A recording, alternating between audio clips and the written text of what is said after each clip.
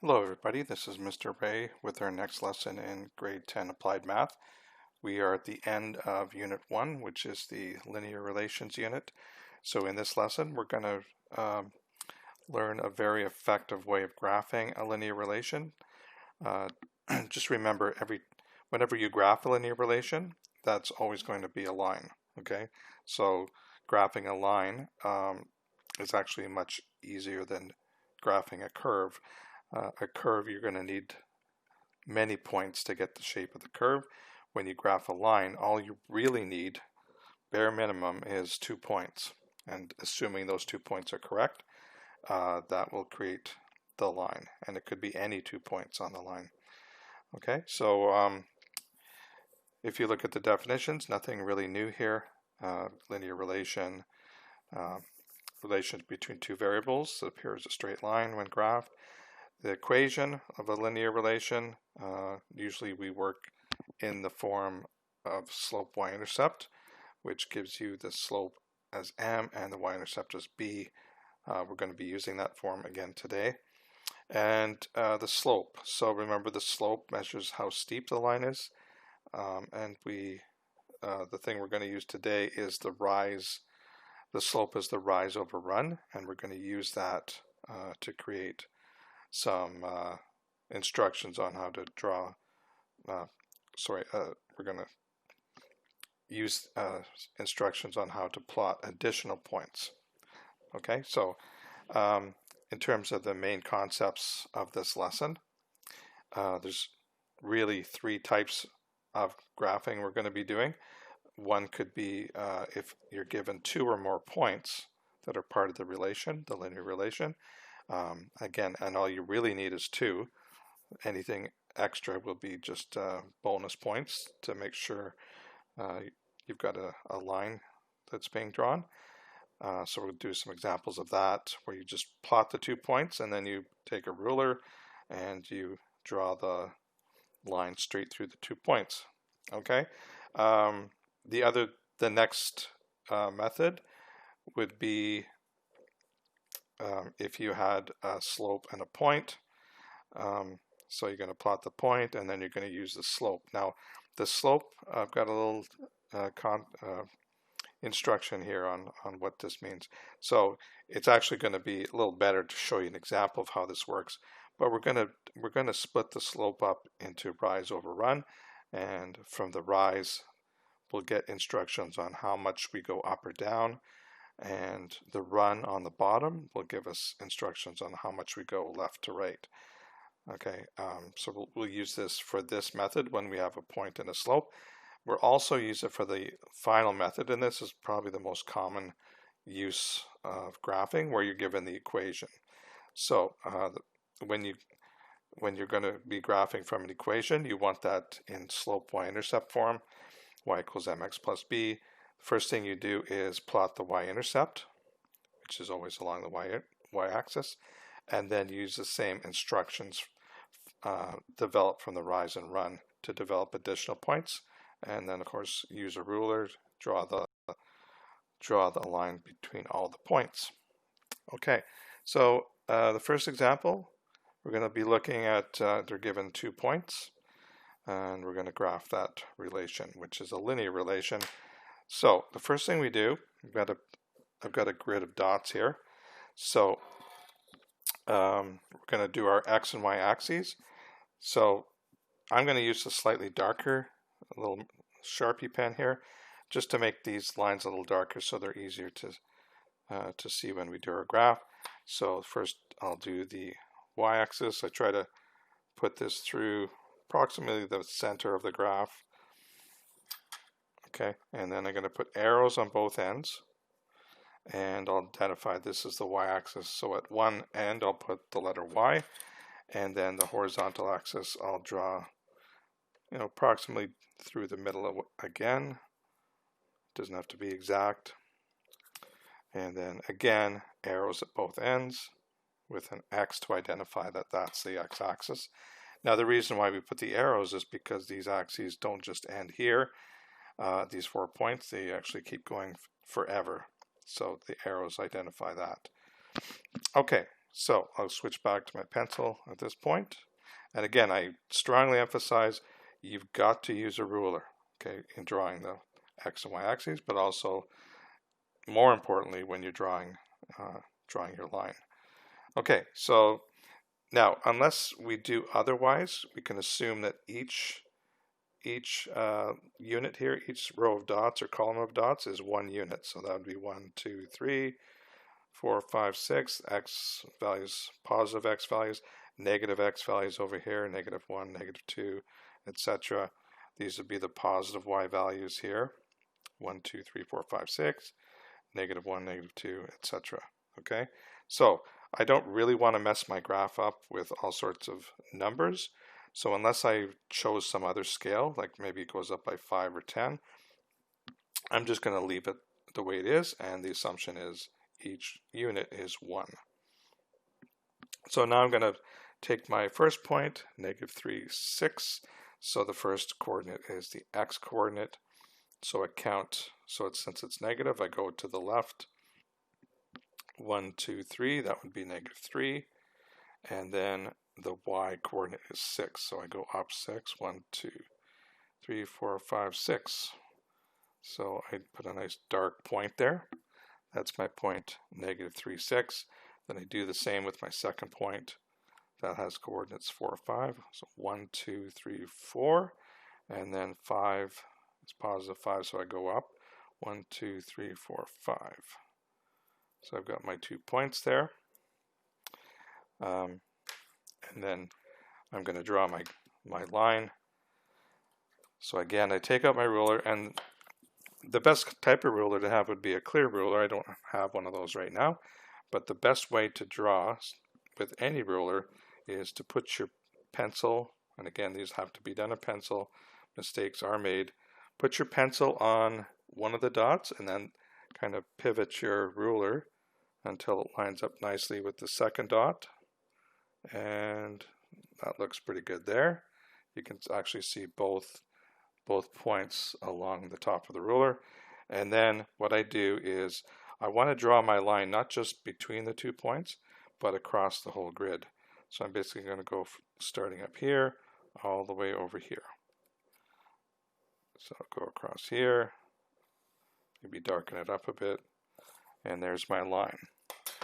Okay, and also at the end of this line, I also put 2 arrows because this line does continue forever as well. Okay, now it's important to draw that line all the way through, just to make your graph look a little fuller and use as many points as possible, because we might have to use this graph to predict other values at some point. So if I only drew my graph up to here and somebody asked me what's the value of the relation x equals -7, well, I can't tell from the graph. So you want to make full use of your graph, make your line as long as you can. I wouldn't extend it past your grid, but up to the end of your grid is a great idea. Okay, so that's how you do it with, you're given 2 points, you plot the 2 points, you draw your line straight through, and you're done. So it's pretty straightforward. Okay, so the next example we're going to look at. Now, I've taken the liberty of doing my X and Y axes before the video, just to save a little bit of time. But again, you can see, try to draw the horizontal and vertical, halfway through your grid, arrows on all 4 endpoints, and an X and a Y label. Okay, and you'll see that's done on all of them. Okay, so for these 2 examples, example 2 and 3, this is the second case of graphing where you're given a point and a slope. So we can start off the same way we did the other graph, and that's, well, we have at least we have 1 point, so why not graph that right now? So -2, 8, so that means x is -2, so that goes -1, -2, and then we go up 8 because the y coordinate is 8. 1, 2, 3, 4, 5, 6, 7, 8. and there's my point. Now, I don't have a second point, but I'm going to create some more points using the slope. So let's work with this. This is important. So we know that well, the value of the slope is also referred to as m. So m is equal to, now if you see a negative slope like this is, you want to put the negative sign on the top with whatever number is there already. So I'll make the slope -2/3, and then I'm going to put the other way we talk about slopes, and that's rise over run. Okay, so this is important because it tells me I can break this apart now. I can say that for this line, we have a run of 3 and a rise of -2. So what does that mean in terms of instructions? So we're always going to start with the run. You don't have to, but I'm going to say a run of 3. So that's +3. So remember, the run is basically your left to right, or your x direction. So a run of 3 means I go to the right 3. So I go right 3. And the rise is -2. So the rise is the up or down. And since the rise could be negative, whenever the rise is negative, that means we go down that many. So right 3, down 2. Okay, now we may not need it every time, but we can make an alternate instruction for creating points, and you'll see why this is almost essential sometimes. So all we do for that is go the opposite of what this is. So we keep the numbers the same, but we flip the direction. So if it's right, we say left. So left 3, and this is down 2, so the opposite of down is up 2. So we can use this instruction, or we can use this. So let's see what that means. So whenever we use this instruction, we have to have a starting point. So you can't just have the slope and graph it, because there's no reference point. There's an infinite number of lines that would have that slope. There's only one line that has this slope that goes through this point, which is right here. So let's try this first instruction, right 3, down 2. So right 3 from this point means 1, 2, 3 to the right. So I'm going to make a little line to do the right 3 part, and then we go down 2 from that where we ended. So where we end there, that's going to be another point on our line.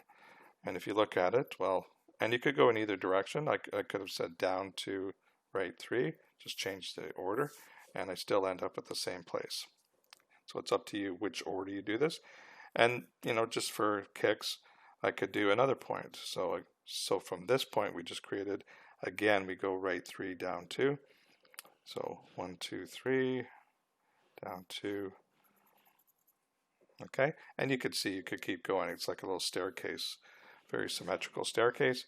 I only really needed 2 points, but I think it's good to draw 3 or 4 with this method. Just make sure and you can tell just by looking at it that, if I connected those points right now, it would be a straight line. So let's go ahead and do that. So same technique as before. So I'm going to basically put my pen or my marker or my pencil on one of the dots, and then line up the ruler with the other point or points, and hold the ruler firm, and then again draw your line all the way through the grid like that. Okay, and then at the end we can put our arrows for the line. So there's our graph of this line. It goes through the point -2, 8, and it has a slope of -2/3. Okay, so let's try another one using that technique. So this time we have a line linear relation that consists of the point 3, 4. So our line goes through that point and has a slope of 2. So again, let's start off by putting that point on the graph. So x equals 3 means 1, 2, 3, and then y is 4, so up 4, 1, 2, 3, 4. So there's my point 3, 4. Our line goes through that point. And now, just like before, I'm going to say m equals 2. That's the slope. And that's equal to rise over run. Okay, now, it's almost easier, the first example, where your slope is a fraction, because you can relate, well, the top part's the rise, the bottom part's the run. If you have an integer value, it can look a little confusing. Well, which one's the rise, and where do I get the other number from? So what you always do is, if your slope is an integer, you just make it into a fraction. The easiest way to do that is just put the number over 1. So 2 over 1 is the same as 2. So now I can relate that the rise is 2 and the run is 1. So in terms of instructions, I'll start with the run. The run is positive 1. So that means right 1. And a rise of 2 means up 2. Okay, now if I need my alternate instruction, I'll just make it in the opposite directions for these. Keep the numbers the same. So instead of right 1, we go left 1. And instead of up 2, we go down 2. And maybe I'll point out a couple of here. So if I'm starting at this point 3, 4, and I use my first instruction here, right 1, up 2. So I go right 1, up 2. There's another point. I go right 1, up 2. Okay, so I've got 3 points, which is good enough to graph. But you can see, though, that if I tried to do that instruction again, that I would run out of room, because I'll be off the graph. So if that happens and you wanted to draw some more points, just go back to your alternate instruction. So now we're going to use left 1, down 2. We're going to start off with our original point. So this time left 1, down 2. There's another point. Could keep going. And you can see that all these points, you can see that they're forming a line, which is exactly what it should be. So now I can go graph this. So I'm going to put my pen, my marker here on the one of the end points. So right here, and then I'll pivot my ruler so it's lined up, and then just put my line all the way through the grid, and then put my arrows on, and that looks pretty good. Okay, so hopefully you get the hang of that, and the point could be any point. I just need the point and the slope, and I can graph this fairly quickly. Okay, let's go to the last method. Now this method, well, not so much a method, the type of question, this is probably the most common. So basically you would be given the equation of a linear relation, hopefully in slope y-intercept form, and then we're going to graph that. So it's quite a bit like the last example, although it looks like it's different. So from our equation here, remember it's y equals mx plus b. That's a template for any slope y-intercept equation. So from that I can tell that our equation, the m is equal to 3/4 and the b is equal to 2. So it doesn't. So we definitely work the same approach with the slope as we did on the last examples, where we break it down. But we have to start at a point before we can use the slope, and the b value is the y-intercept. So if you always remember that, and the y-intercept is along the y-axis. So basically what that tells us, the y-intercept for this line is at 0, 2. So we do now have our starting point. So I can go back to my value of m. I can put it as rise over run. And now I'll come up with my instructions just below here. So again, start with the run. If it's positive, it's to the right. So that means right 4. And the rise of 3 means up 3. Now, if I want to go in the opposite direction, I just flip the directions. So it would be left 4, down 3. So let's go back to our graph. Let's create some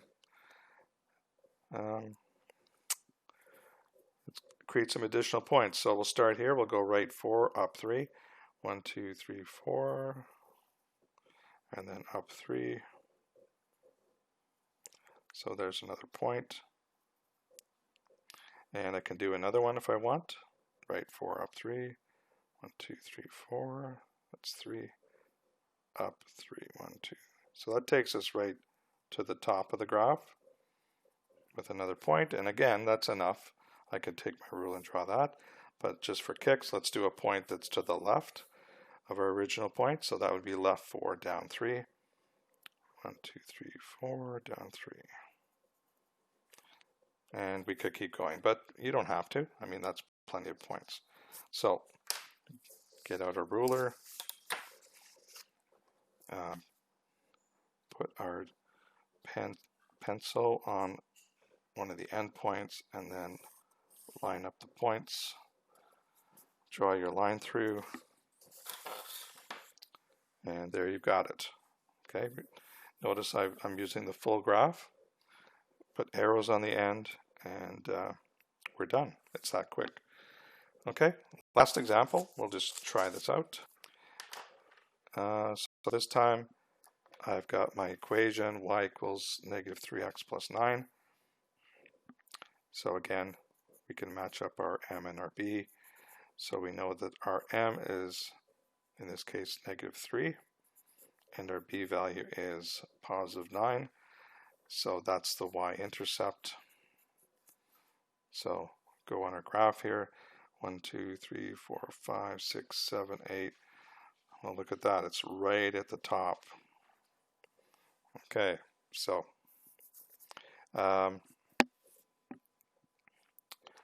if we go to our slope now, we want to write that as a rise over run. But again, it's integer. So I'm just going to erase this so I can squeeze it in. I'm going to change the negative 3 integer into a fraction, which is negative 3 over 1. And now I can relate, I can see exactly what the rise is, I can see exactly what the run is, and from that I can get the instruction. This is going to be right 1, down 3, or alternate, left 1, up 3. Okay, so now we go to our graph. We can graph our y-intercept, which we already did, and now we take our instructions. So I'm going to do the right 1, down 3. So right 1, down 3. Do another one, right 1, down 3. And maybe one more, right 1, down 3. So it takes us right down to the x-axis. Now, if I tried to do the other direction, left 1, up 3, well, that would be off the graph.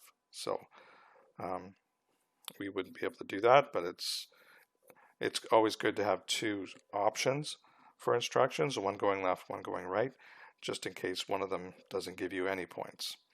So at this point, we can take our ruler and draw our lines right through the middle of these points. Put the arrows on, and there you have the line. Okay, so that's it for the lesson, but hopefully you can see, these methods aren't overly difficult. If you're given 2 points, you just plot the 2 points and draw a line, a nice straight line with a ruler through the points. If you're given a slope and a point, well, you plot the point and then you use your slope to get the rise and run instructions, create some more points, and draw your line. You're done. And if you're given the equation, well, you can see that you really are given a point and the slope. So pretty much the same as the second method, except this time you have to find the point, which is always going to be the y-intercept. Don't forget too, if you could be given the equation that's not in slope y-intercept form. So what you have to do before you do any of this is to rearrange your equation so that it looks like it's in slope y-intercept form, y equals mx plus b, because you need those m and b values in order to do this method. Okay, so that's it for this lesson, and our next unit, we'll be starting linear equations, basically how to solve linear equations. Very important unit for future math courses, so we'll be looking at that next lesson. So until then, have yourselves a great day.